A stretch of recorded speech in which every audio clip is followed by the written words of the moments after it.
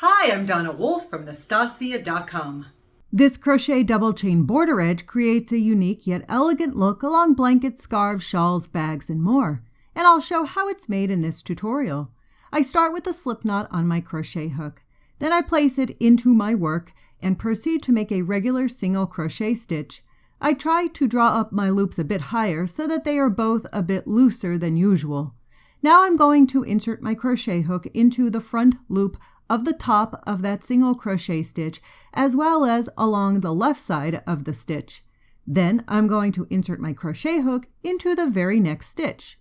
I draw up a loop and then slip it through the next two loops on my crochet hook. Then I proceed to make a yarn over and draw this yarn over through both remaining loops on my crochet hook. It's sort of a modified linked single crochet stitch. Going forward, this is the pattern. I place my crochet hook through both loops at the top, and then I insert my crochet hook into the very next stitch. Slip this loop through the next two loops on the crochet hook, and then make one final yarn over.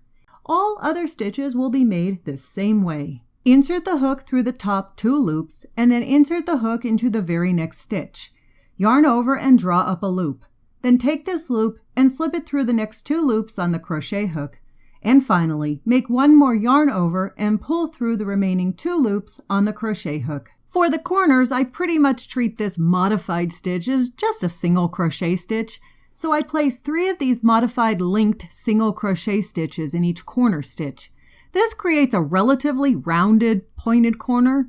2 stitches will make it rounder, and 5 stitches will make it a much more pointed corner.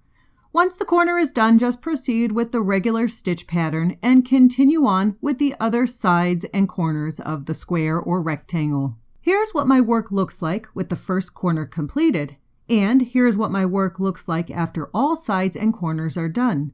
To connect the last stitch to the first stitch, I generally remove my crochet hook and then get a yarn needle and thread the tail end through it. I try to pick up that hanging loop that occurs and then go underneath the top loops of the first single crochet stitch.